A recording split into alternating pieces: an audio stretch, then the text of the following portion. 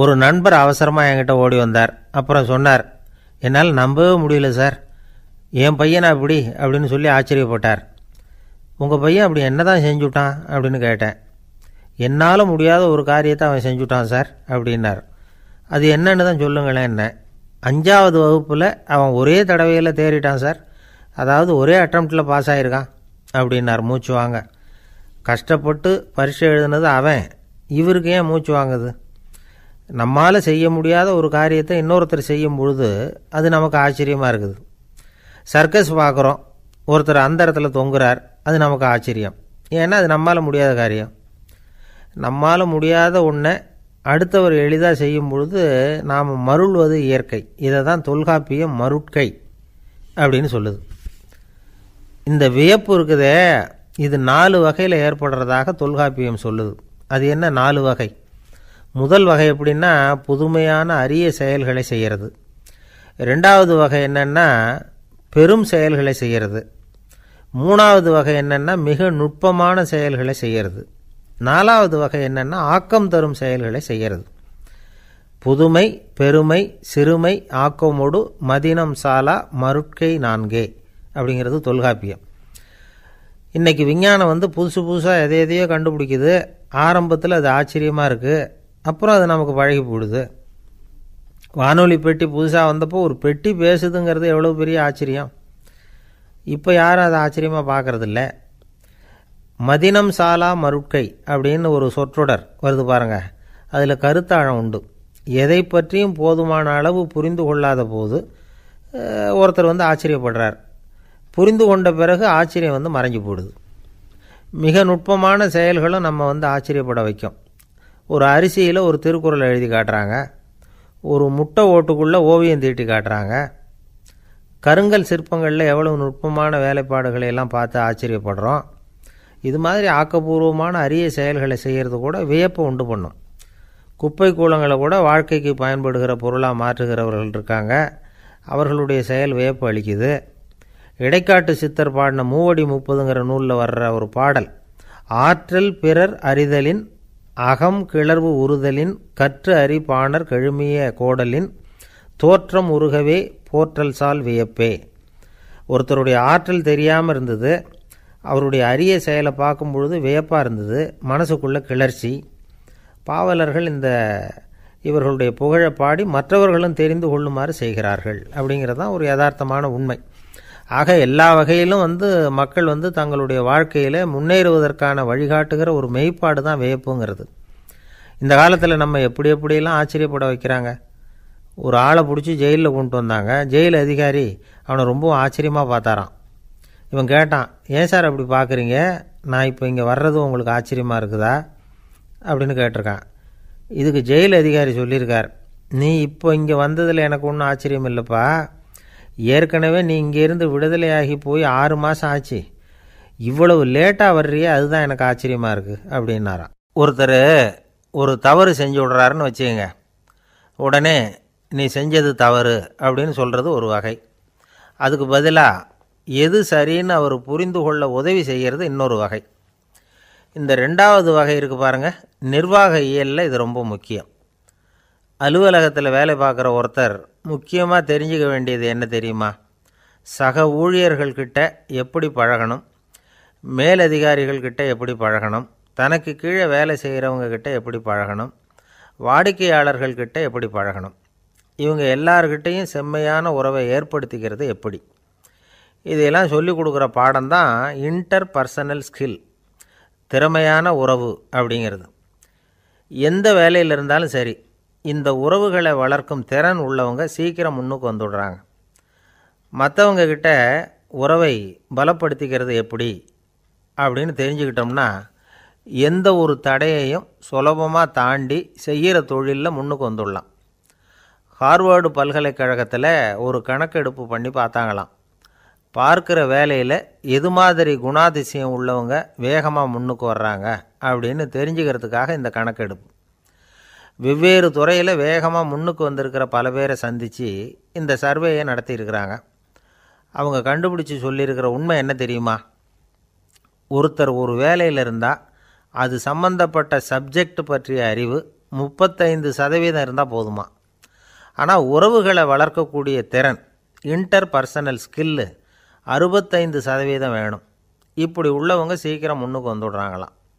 அதனால் ஒருத்தருக்கு வேலை சரியாக புரியலைன்னா கூட விவரமாக மற்றவங்கக்கிட்ட பழகிறது எப்படின்னு புரிஞ்சால் போதும், அவர் முன்னுக்கு வந்துடலாம். அலுவலகங்களில் மட்டும் இல்லை, எல்லா இடங்கள்லேயும் இது ரொம்ப முக்கியம். வீட்டுக்குள்ளேயும் இது ரொம்ப முக்கியம், வீட்டுக்கு வெளியேயும் இது முக்கியம். அடுத்தவங்கக்கிட்ட பழகிறது எப்படிங்கிறத தெரிஞ்சிக்காதவன் வாழ்க்கையில் முன்னேற முடியாது. இன்றைக்கி ஆயுதங்களால் காயப்படுத்தி கொள்ளுகிறவர்களை விட வார்த்தைகளால் காயப்படுத்தி கொள்ளுகிறவர்கள் தான் அதிகம். பெரியவங்க என்ன சொல்கிறாங்க தெரியுமா? நீங்கள் இந்த பூமியில் பிறந்ததன் அர்த்தம் பூர்த்தி ஆகணும்னா அடுத்தவங்களுக்கு உதவி பண்ணுங்க. அடுத்தவங்களுக்கு உதவி செய்ய முடியாவிட்டால் கூட பரவாயில்லை, ஆனால் யாரையும் புண்படுத்தி விடாதீங்க அப்படின்னு சொல்கிறாங்க. எனக்கு தெரிஞ்ச ஒருத்தர் ஒரு அலுவலகத்தில் வேலை பார்க்குறார். அவர் சொல்லுவார், எனக்கு இந்த இன்டர் பர்சனல் ஸ்கில் ரொம்ப அதிகம் சார். சக ஊழியர்கள்கிட்ட ரொம்ப சுமூகமாக நடந்துக்குவேன். என் கூட வேலை பார்க்குற ஒருத்தருக்கு ஏதாவது ஒரு கஷ்டம்னா அந்த சமயத்தில் அவர் செய்ய வேண்டிய வேலையை நான் செஞ்சுருவேன் சார் அப்படிம்பார். நான் அவர்கிட்ட சமீபத்தில் அப்படி ஏதாவது செஞ்சுருக்கீங்களா அப்படின்னு கேட்டேன். செஞ்சுருக்கேன் சார். போன வாரம் புதன்கிழமை ஆஃபீஸில் என் பக்கத்து சீட்டுக்காரருக்கு வயிற்று வலி. உடனே நான் மெடிக்கல் லீவ் போட்டுவிட்டு எங்கள் வீட்டுக்கு போயிட்டேன் சார் அப்படின்னார். ஒருத்தன் எப்படி நடந்துக்கிறாங்கிறத வச்சு தான் அந்த ஆள் எப்படிங்கிறத நாம் முடிவு பண்ணுறோம். ஆளுமைன்னு சொல்கிறோம்ல, அதுக்கு சூழ்நிலைகளை ஆளுகின்ற தன்மை அப்படின்னு விளக்கம் கொடுக்குறார் ஒரு உளவியல் நிபுணர். சரி, ஒரு மனிதனுடைய ஆளுமையை உருவாக்குகிற விஷயங்கள் என்னென்ன? பிறப்பு, வளர்க்கப்பட்ட விதம், படிப்பு, நண்பர்கள், சமுதாயம், இப்படி நிறைய உண்டு. ஆளுமையின் அடிப்படையில் சில மனநோய்கள் உண்டாகுது. அதெல்லாம் என்னென்னங்கிறத தெரிஞ்சு வச்சுக்கிட்டோம்னா நம்ம கூட இருக்கிறவங்கள அடையாளம் கண்டுபிடிக்கிறதுக்கு அது ரொம்ப உபயோகமாக இருக்கும். ஃப்ரெனாய்டு ஆளுமை அப்படின்னு ஒன்று. இந்த கோளாறு உள்ளவங்க எப்படி இருப்பாங்க தெரியுமா?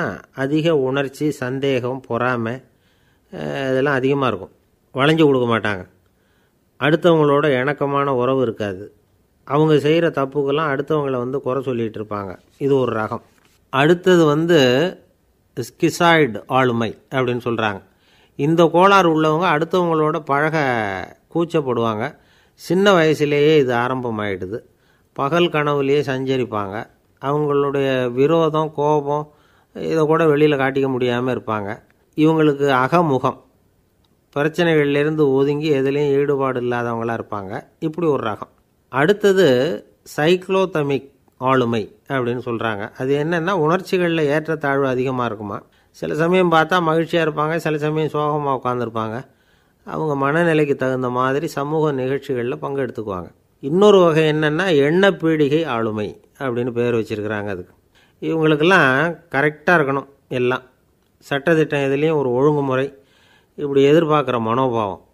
இவங்க எதிர்பார்ப்புக்கும் வரன்முறைக்கும் மற்றவங்க கட்டுப்படணும்னு நினைப்பாங்க. இந்த நிலைமை நீடித்தா என்ன ஆகும் தெரியுமா? அலைக்கழிக்கிற எண்ணங்கள் திரும்ப திரும்ப ஒரே செயலை செய்ய தூண்டுற மனத்தளர்ச்சிக்கு ஆளாயிடுறாங்க. அடுத்தது ஹிஸ்டீரியா ஆளுமை. சின்ன விஷயத்தையெல்லாம் பெருசுப்படுத்தி நாடகமாக்குற நடிகர்கள் இவங்க. உணர்ச்சி அதிகம் உள்ளவங்க. இவங்க மன எழுச்சியில் பக்குவமின்மை, குழந்தைத்தனம், முதிர்ச்சியின்மை எல்லாம் இருக்கும். தன்னலம் மிக்க குணம். பிறர் தன்னை மட்டுமே கவனிக்கணும்னு நினச்சி செயல்படுறது, இதெல்லாம் இவங்க அடையாளம். அடுத்த ரகம் எப்படின்னா வளர்ச்சியற்ற ஆளுமைன்னு சொல்கிறாங்க. அடுத்தவங்களோட இணங்கி போக முடியாதவங்க, அறிவு, மன எழுச்சி, சமூக உறவு இதில் எல்லாம் போதுமான வளர்ச்சியையும் நிறைவையும் பெற முடியாதவங்க. இவங்களால வாழ்க்கையில் முன்னேற முடியாது. பிச்சைக்காரங்க, குற்றவாளிகள், இவங்ககிட்டெல்லாம் இது மாதிரியான ஆளுமை அதிகமாக இருக்குமா. அடுத்தது என்னென்னா சோர்வுடைய ஆளுமை. எதுலேயும் உற்சாகம் இல்லாமல் சோர்ந்து போயிருப்பாங்க. அதுக்கெல்லாம் நமக்கு வலிமை இல்லைப்பா அப்படின்னு சொல்லிகிட்டு இருப்பாங்க. சின்ன விஷயங்களுக்கெல்லாம் அதிர்ச்சி அடையிறது, வாழ்வின் சுவையை அனுபவிக்க முடியாதவங்க. இன்னொரு ரகம் இது கொதித்தெழும் ஆளுமைங்கிறாங்க. எதுக்கு எடுத்தாலும் ஆத்திரம், குரோதம், வன் செயல் இதிலெல்லாம் ஈடுபாடு, இப்படி உள்ளவங்க. நத்தை வகை ஆளுமை அப்படின்னு ஒன்று. அடுத்தவங்க மேலே விரோதம் இருக்கும், அடிக்கணுங்கிற எண்ணம் இருக்கும். ஆனால் அதை அப்படியே வெளியில் காட்டாமல் அதே சமயம் அமைதியான முறையில் வெறுப்பை வெளிக்காட்டுற ரகம். இவங்கெல்லாம் பேசாமல் கம்முன்னு இருந்துக்கிட்டே நினச்சதை நிறைவேற்றிக்கிடுவாங்க. முன்ஜாக்கிரதை ஆளுமை அப்படின்னு ஒரு ரகமாக. பாதுகாப்பின்மை, சந்தேகம், முழுமையின்மை, அறவேக்காட்டுத்தனம் இந்த மனப்போக்கு அதிகமாக இருக்கிறதுனால அகம்பாவம், பிடிவாதம், எச்சரிக்கை எல்லாம் அளவுக்கு மீறி இருக்கும். இது வரைக்கும் நாம் பேசிக்கிட்டு இருந்த ஆளுமை பண்புகள் அளவுக்கு அதிகமாக போயிட்டுதுன்னா ஆளுமை கோளாறுகள் ஏற்படும். அதன் அடிப்படையில் மனவியாதிகள் வருமா. அதனால் இணக்கமான எல்லாரும் விரும்புகிற இயல்பான ஆளுமையை பெறுவதற்கு நாம் முயற்சி செய்யணும் அப்படிங்கிறது மனோதத்துவ நிபுணர்களுடைய ஆலோசனை. ஒருத்தர் ஒரு மனோதத்துவ டாக்டரை தேடிட்டு வந்தாராம். டாக்டர், எனக்கு மனசில் ஏதோ வியாதி, ஆளுமை கோளாறு, அதாவது எனக்கு சீக்கிரமாக செத்து போனால் தேவையில்லைன்னு தோணுது அப்படின்னாராம். உடனே அந்த டாக்டர், சரி அப்படின்னா இங்கே இருங்க, நான் வைத்தியம் பார்க்குறேன் அப்படின்னாராம். ஒரு ஊரில் ஒரு ராஜா இருந்தார். பெரிய அரண்மனையில் தான் இருக்கிறார். எல்லா வசதியும் இருந்தது. இருந்தாலும் அவர் எல்லாரும் சொல்கிறது எப்படி தெரியுமா, பிச்சைக்கார ராஜா. அப்படி ஒரு பேர் அவருக்கு நிலச்சி போச்சு. ஜனங்களும் சரி, மற்ற தேசங்களில் உள்ளவங்களும் சரி, அவர் அந்த பேர் சொல்லியே குறிப்பிடுறது வழக்கமாக போட்டுது. இது அவருக்கு ரொம்ப கவலையாக போச்சு. என்ன இது, நம்மளை தேடி வர்றவங்களுக்கெல்லாம் நாம் சோறு போடுறோம், நம்ம புகழ்ந்து பாடல் ஏற்றி கொண்டு வர்ற புலவர்களுக்கெல்லாம் அவங்க எப்படி வந்தாலும் ஒருவேளை சோறு போடணுங்கிறது உத்தரவு. இவ்வளவுலாம் செஞ்சும் நம்மளை போய் பிச்சைக்கார ராஜான்னு எல்லாரும் சொல்கிறாங்களே, அது ஏன், எதுக்காக இப்படி சொல்கிறாங்க? இதுதான் ராஜாவுக்கு குழப்பம். சரி, இதை பற்றி நம்ம அமைச்சர்கள்கிட்ட கேட்கலாமா அப்படின்னு யோசனை பண்ணார். இந்த விஷயத்தை போய் அவங்கக்கிட்ட எப்படி கேட்குறதுன்னு அவருக்கு தயக்கமாக இருந்தது. கௌரவ குறைச்சலாக தெரிஞ்சுது அவருக்கு. சரி, சாதாரண குடிமக்கள்கிட்ட இதை பற்றி கேட்கலாமா அப்படின்னு யோசனை பண்ணார். கேட்கலாம், ஆனால் அவங்க யாரும் ராஜா முன்னாடி நின்று தைரியமாக பேசக்கூடிய அளவுக்கு இல்லை. ராஜாவோட குழப்பம் நாளுக்கு நாள் அதிகமாக போச்சு. கடைசியாக அவர் ஒரு முடிவுக்கு வந்தார். அதாவது இதை பற்றி ஒரு பிச்சைக்காரங்கிட்டே கேட்டு பார்த்துட்டா என்ன. இதுதான் அவர் பண்ண முடிவு. உடனே மாறு வேஷம் போட்டுக்கிட்டு நகர்வலம் போனார். ஒரு பிச்சைக்காரனை கண்டுபிடிச்சார். இதை பாருப்பா, நம்ம ராஜாவை எல்லாரும் பிச்சைக்கார ராஜான்னே சொல்கிறாங்களே, அதுக்கு என்ன காரணமாக இருக்கும் அப்படின்னு கேட்டார். அதுக்கு அவன் சொல்கிறான், இதுக்கான பதிலை இன்னும் ஒரு 30 நாளில் சொல்கிறேன் அப்படின்னா. உடனே இவருக்கு சந்தோஷம். உண்மையை அவங்ககிட்ட சொன்னார். நான் வேறு யாரும் இல்லை, நான் தான் இந்த நாட்டு ராஜா. இப்போ நீ என் கூடவே வந்துடு, அரண்மனையிலேயே தங்கிக்கோ. 30 நாள் கழித்து எனக்கு பதில் சொல்லிவிட்டு அதுக்கப்புறமா நீ போகலாம் அப்படின்னு சொல்லி அழைச்சிட்டு வந்துட்டார். அரண்மனையில் ஒரு மூலையில் அவன் தங்கறதுக்கு இடம் கொடுத்தார். தினம் 2 வேளையும் இவனுக்கு சோறு போடுங்க அப்படின்னு உத்தரவு போட்டார். ராஜா கொடுத்த இடத்துல போய் உக்காந்துக்கிட்டான் அந்த பிச்சைக்காரன். தினமும் அந்த அரண்மனையில் நடக்கிறதையெல்லாம் கவனிச்சிக்கிட்டு வந்தான். வேளைக்கு சாப்பாடு வரும், சாப்பிட்டுக்கிட்டு இருக்கான். இப்படி 30 நாள் முடிஞ்சுது. ராஜா வந்தார். என்ன, என்னோட கேள்விக்கு பதில் என்னன்னு கண்டுபிடிச்சிட்டியான்னார். கண்டுபிடிச்சிட்டேன்னா. என்ன எல்லாரும் பிச்சைக்கார ராஜான்னு சொல்கிறாங்களே, அது நியாயமாக படுதா உனக்குன்னு கேட்டார். நியாயமாக தான் படுது, சந்தேகம் இல்லாமல் நீங்கள் பிச்சைக்கார ராஜா தான். என்ன தான் நீங்கள் வசதியோடவும் படைபலத்தோடவும் இருந்தால் கூட நீங்கள் எங்கள் வர்க்கத்தை சேர்ந்த ஆசாமி தான் அப்படின்னு அடித்து சொல்லிவிட்டான் அந்த ஆள். ஏனால் அப்படி சொல்கிறேன்னு கேட்டார் இவர். அரசே, ஒரு உண்மையை கண்டுபிடிச்சி சொல்கிறதா நான் உங்ககிட்ட சொன்னேன். நீங்கள் ராஜ பரம்பரைன்னா உடனே உங்கள் கழுத்தில் கிடக்கிற முத்து மாலையை கழட்டி பரிசாக கொடுத்துருப்பீங்க, பொன்னையும் மணியையும் கொடுத்துருப்பீங்க. ஆனால் நீங்கள் அப்படி செய்யலை. என்னை ஒரு மூலையில் உட்கார வச்சு 2 வேளை சோறு போட சொன்னீங்க. உங்களை தேடி யார் வந்தாலும், யார் பாராட்டி பேசினாலும் அல்லது பிரச்சனைகளை சொன்னாலும் நீங்கள் செய்கிற ஒரே காரியம் சோறு போடுறது தான். பிச்சைக்காரனுக்கு சோறு மட்டும்தான் உலகம். உங்கள் விஷயத்திலையும் நீங்கள் அப்படி தான் நினைக்கிறதாக தெரியுது. நல்லா கவனிங்க. எந்த ஒரு பிரச்சனைக்கும் சோறு தான் முடிவுன்னு நினைக்கிறீங்க பாருங்கள். நீங்கள் சந்தேகமில்லாத எங்களை சேர்ந்த ஆள் தான் அப்படின்னு விட்டான் அந்த பிச்சைக்காரன். அதுக்கப்புறம் தான் அந்த ராஜா தன்னுடைய தவறுகளையெல்லாம் திருத்திக்கிட்டாராம். பசின்னு வர்றவங்களுக்கு சோறு தான் போடணும், அது தப்பு இல்லை. பாராட்ட வர்றவங்களுக்கெல்லாம் சோத்தையே போட்டு அனுப்புனா இப்படி தான் பேர் வரும். எனக்கு தெரிஞ்ச ஒருத்தர் தினமும் யாராவது ஒருத்தரை தன் வீட்டுக்கு அழைச்சிட்டு போவார், சாப்பாடு போட்டு அனுப்புவார். முன்னறிவிப்பு இல்லாமல் திடீர்னு ஒரு விருந்தாளியோட வீட்டில் போய் இவர் நிற்கிறது வழக்கம். அந்த அம்மாவும் இவருக்காக தயார் பண்ணி வச்சுருந்ததை இவர் அழைச்சிட்டு வந்திருக்கிற விருந்தாளிக்கு போட்டுருவாங்க. விருந்தாளி சாப்பிட்டுட்டு போனதுக்கப்புறம் இவர் மனைவிகிட்ட உனக்கு சிரமம் வேணாம் அப்படின்னு சொல்லிவிட்டு பக்கத்தில் உள்ள ஒரு ஹோட்டலுக்கு போய் காசு கொடுத்து சாப்பிட்டுட்டு வந்துடுவார். பல நாள் இப்படி நடக்கும். ஒரு நாள் அவரை தனியாக கூப்பிட்டுக்கிட்டு போய் ஏன் இப்படி பண்ணுறீங்கன்னு கேட்டோம். அதுக்கு அவர் சொல்கிறாரு, எங்கள் வீட்டு சாப்பாட்டிலேருந்து தப்பிக்கிறதுக்கு எனக்கு வேறு வழி எதுவும் தெரியல சார், அதனால தான் இப்படி பண்ணிகிட்ருக்கிறேன் அப்படின்னார் ரொம்ப பரிதாபமாக. ஒரு மனுஷனுக்கு 3 விதத்தில் கர்வம் உண்டாகிறதுக்கு வாய்ப்பு உண்டு. பணம், பதவி, புகழ். பணம் அதிகமாக வந்தால் கர்வம் வரலாம், பதவி பெருசாக வந்துட்டுதுன்னா கர்வம் வரலாம், புகழ் அதிகமாக போனாலும் கர்வம் வரலாம். இந்த 3 வகையான கர்வத்துக்கும் இடம் கொடுக்காமல் இருக்கிறாங்க பாருங்கள், அவங்க தான் சிறந்த மனிதர்கள். ஒரு பெரிய பொறுப்பில் இருக்கிறவங்களுக்கு கர்வம் வந்துடக்கூடாது. அப்படி வந்துட்டுதுன்னா அது எல்லாருக்கும் இடைஞ்சல். ஒரு ராஜா இருந்தார். அவர் ஒரு நாள் தன்னுடைய தலைநகரத்தை சுற்றி வந்துக்கிட்டு இருந்தார். ஒரு இடத்துல ஒரு அழகான நிலத்தை பார்த்தார். ஆஹா, இந்த இடத்துல நமக்குன்னு ஒரு மாளிகையை கட்டினா எவ்வளோ நல்லாயிருக்கும் அப்படின்னு நினச்சார். ராஜா நினச்சா அது முடியாத காரியமா? சரி, இந்த நிலம் யாருக்கு சொந்தம்னு விசாரிங்க அப்படின்னார் பக்கத்தில் இருந்தவங்கக்கிட்ட. அவங்கெல்லாம் ஓடி போய் விசாரித்தாங்க. அந்த இடம் ஒரு வயசான கிழவிக்கு சொந்தம், வயசான அம்மாவுக்கு சொந்தமாக. அந்த அம்மா தான் அதில் ஒரு குடிசையை போட்டு குடியிருந்துகிட்டு இருக்கிறாங்க. சரி, அந்த நிலத்துக்கு ஒரு விலையை நிர்ணயம் பண்ணி அதை அந்த வயசான அம்மாக்கிட்ட கொடுத்துருங்கோ அப்படின்னு உத்தரவு போட்டார் ராஜா. ஆனால் அந்த அம்மா, இது எங்கள் பூர்வீக இடம், இதை விற்க மாட்டேன் அப்படின்னு சொல்லிவிட்டுது.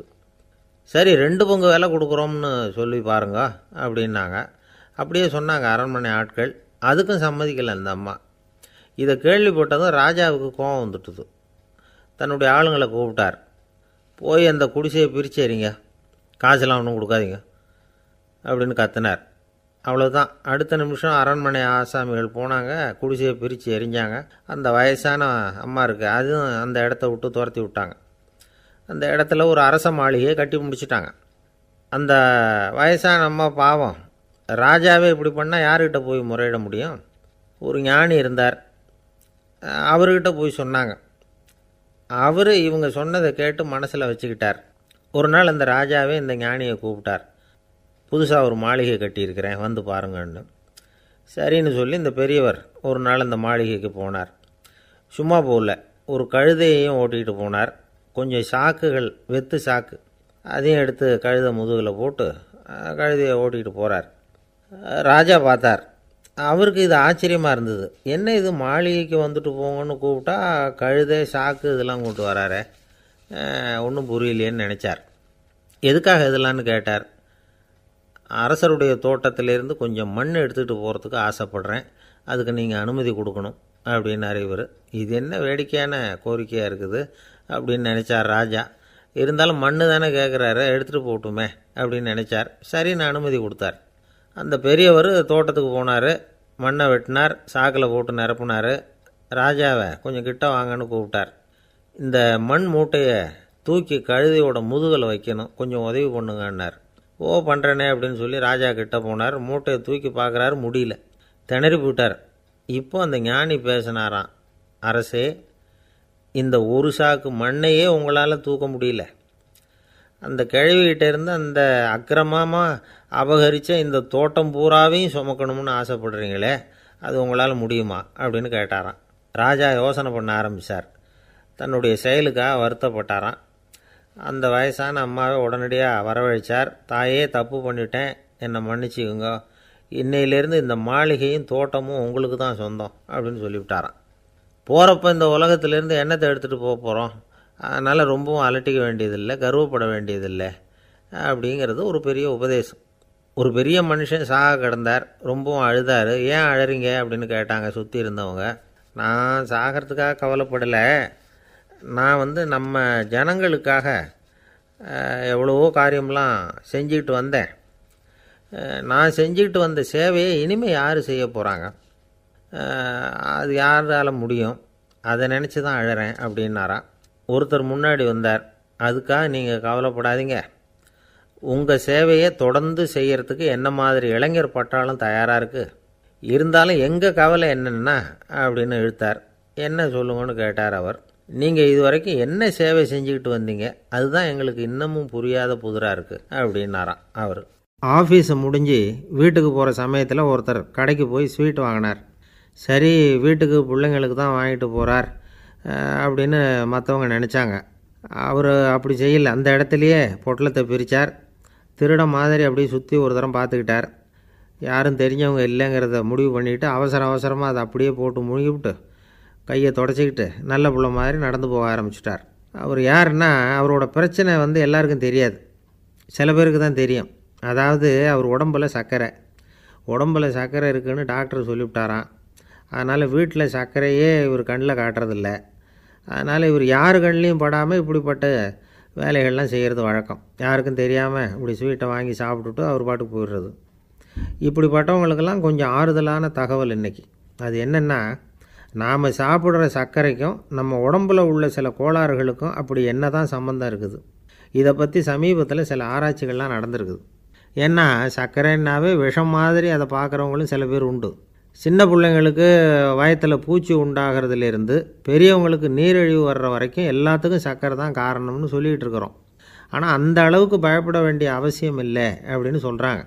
சர்க்கரை வியாதி, இருதய நோய், பித்த நீர்ப்பை நோய், இதெல்லாம் சில நோய்கள்லாம் நாம் சாப்பிட்ற சர்க்கரைக்கும் தொடர்பு இருக்குன்னு நினைக்கிறோம். ஆனால் அப்படி சம்பந்தம் உண்டுங்கிறதுக்கு போதுமான அளவுக்கு ஆதாரம் இல்லை அப்படிங்கிறாங்க ஆராய்ச்சியாளர்கள். ஒரே ஒரு சம்பந்தம் தான் உறுதியாக இருக்குதான். அதுவும் இந்த பல் சிதைவு அப்படின்னு இருக்கு இல்லையா, அந்த சர்க்கரை சாப்பிட்றதுக்கும் இந்த பல் சிதைவுக்கும் சம்பந்தம் இருக்குது அப்படிங்கிறத மட்டும் உறுதியாக சொல்கிறாங்க. சர்க்கரைன்னா நாம் சாப்பிட்ற ஜீனி மட்டும் இல்லை, பழம், காய்கறி, பால், தேன், இப்படி எல்லாத்துலேயும் அது இருக்குது. கேரட்டு கொடுக்குற சத்தில் 88% சர்க்கரை, ஆப்பிள் கொடுக்குற சக்தியில் 95% சர்க்கரை. இது ஜீனி சர்க்கரை, இது ஆப்பிள் சர்க்கரை அப்படிங்கிற வித்தியாசம்லாம் உடம்புக்கு கிடையாது.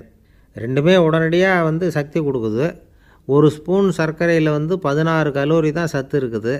அதிகமாக சர்க்கரை சாப்பிட்டா நீரிழிவு வந்துருங்கிறது தப்பான ஒரு அபிப்பிராயம்.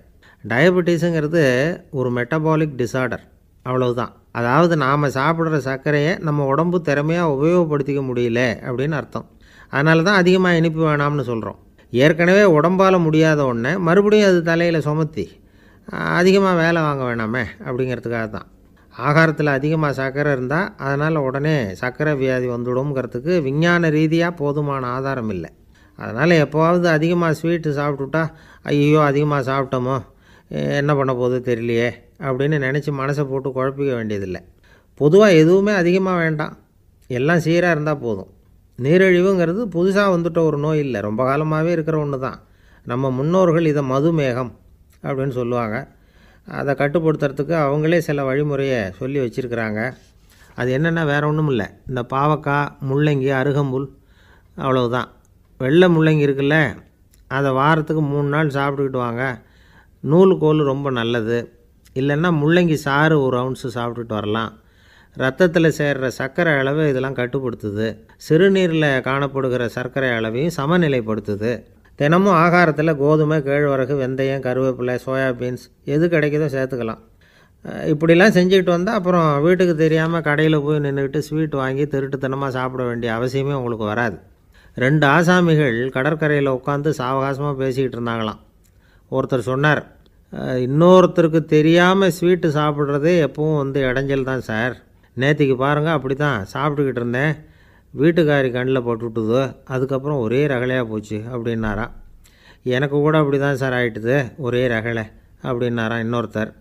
நீங்கள் சாப்பிட்டதும் உங்கள் வீட்டுக்காரங்க கண்ணில் போட்டுவிட்டுதா சார் அப்படின்னு கேட்டிருக்கார் இவர். அதுக்கு அவர் சொன்னாராம், அப்படி இல்லை சார், கடைக்காரர் கண்ணில் போட்டுவிட்டுதோ, நான் அவருக்கு தெரியாமல் அந்த ஸ்வீட்டை அவர் கடையிலேருந்து எடுத்திருந்தேன் அப்படின்னு விளக்கம் கொடுத்தாராம் இந்த ஆள். இயேசுநாதர்கிட்ட ஒருத்தர் கேட்டாராம், இயேசுவே என்னை எவ்வளவு நேசிக்கிறீர்கள் அப்படின்னு. அவர் தன்னுடைய 2 கைகளையும் அகல விரித்து இவ்வளவு என்று சொல்லி சிலுவையில் உயிர் நீத்தார் அப்படின்னு சொல்லுவாங்க. அதாவது அந்த நேசிப்புக்கு எல்லை கிடையாது, அதே போல் மன்னிப்புக்கும் எல்லை கிடையாது. இது இயேசுநாதர் சொல்லி கொடுத்த ஒரு பாடம். இயேசுனுடைய சீடர்களில் ஒருத்தன் பீட்டர், அவன் ஒரு நாள் இயேசுநாதர்கிட்ட கேட்டிருக்கான், இயேசுவே நான் என்னுடைய தம்பிக்கிட்ட அடிக்கடி சண்டை போட்டுக்கிட்டு இருக்கிறேன், என்னுடைய சகோதரன் கூட, அவனை நான் எத்தனை தடவை மன்னிக்கிறது? ஏற்கனவே 7 தடவை அவனை மன்னிச்சுட்டேன் அப்படின்னு சொல்லியிருக்கிறான். அப்போது இயேசு சொன்னாராம், மன்னிக்கிறதுக்கு எத்தனை தடவைங்கிற கணக்கெல்லாம் கிடையாது, எத்தனை தடவை உன்னுடைய சகோதரன் உன்னை கோபப்படுத்துகிறானோ அத்தனை தடவை நீ மன்னிக்கிறதுக்கும் தயாராக இருக்கணும், அதுதான் அப்படின்னு சொன்னாராம். அப்போ இவனுக்கு ஒன்றும் புரியல, இது என்ன அவன் தப்பு பண்ணிக்கிட்டே இருப்பான், நாம் மன்னிச்சுக்கிட்டே இருக்கிறதா அப்படிங்கிறது மாதிரி குழப்பமாக இருந்திருக்கிறான். அப்போது இயேசுநாதர் தன்னுடைய சீடன் பீட்டர்கிட்ட ஒரு கதை சொன்னாராம். அந்த கதை இன்றைக்கு நாம் எல்லாரும் சிந்தித்து பார்க்க வேண்டிய ஒரு கதை. அதாவது மன்னிப்பை விரும்புகிறவர்கள் மன்னிக்கவும் தயாராக இருக்க வேண்டும் அப்படிங்கிறது தான் அந்த கதையினுடைய தத்துவம். அந்த இயேசுநாதர் சொன்ன கதை என்னென்னா, ஒரு மன்னர் இருந்தார். அவர் ஒரு நாள் அரண்மனையில் உட்காந்து கணக்கு வழக்குகள்லாம் பார்த்துக்கிட்டு இருந்தார். நம்ம அரண்மனையிலேருந்து யார் யார் அரசாங்க கடன் வாங்கியிருக்கிறாங்க, யார் யார் திருப்பி செலுத்தியிருக்கிறாங்க அப்படிங்கிற விவரத்தையெல்லாம் பார்த்துக்கிட்டு இருந்தார். அப்போ தான் புரிஞ்சுது, அந்த அரண்மனையில் வேலை செய்கிற ஒருத்தனே அரசாங்க கடன் வாங்கியிருக்கிறான். எவ்வளவு? 10,000 பொற்காசுகள் வாங்கியிருக்கான் கடன். இந்த 10,000 பொற்காசுகளை திருப்பி செலுத்தலை அரசாங்கத்துக்கு. இது மன்னர் கவனத்துக்கு வந்தது. உடனே நம்ம அரண்மனையில் இருக்கிறவனே அரசு கடன் வாங்கி திருப்பி செலுத்தாமல் இருக்கான், அவனை கூப்பிட்டு வாங்கன்னு சொல்லி கூப்பிட்டுட்டு வந்தாங்களாம். விசாரிச்சிருக்கிறாங்க. என்னப்பா நீ எவ்வளோ ஒன்று? ஆமாங்க 10,000 பொற்காசுகள் வாங்கியிருக்கிறேன், இன்னும் திருப்பி கட்டலைன்றிருக்கான். உடனே அவர் மன்னர் சொல்லியிருக்கிறார், நம்ம சட்டத்திட்டப்படி நீ உடனே பணத்தை திருப்பி கட்டிடு. அப்படி உன்னால் கட்ட முடியலன்னா உன்னுடைய வீடு வாசல் சொத்து சுகம் எல்லாத்தையும் விற்று அந்த பணத்தை அரசு கருவூலத்தில் சேர்த்துக்கிறதுக்கு நானே ஏற்பாடு பண்ணிடுறேன் அப்படின்னு அந்த மன்னர் சொன்னாராம். இவன் அப்படியே அதிர்ச்சி ஆகிட்டான். அப்படியே பொத்துன்னு காலில் விழுந்தானா. மன்னா என்னை மன்னிச்சுங்க, என்னால் முடியல, எனக்கு மன்னிப்பு கொடுங்க அப்படின்ட்டுருக்கான்.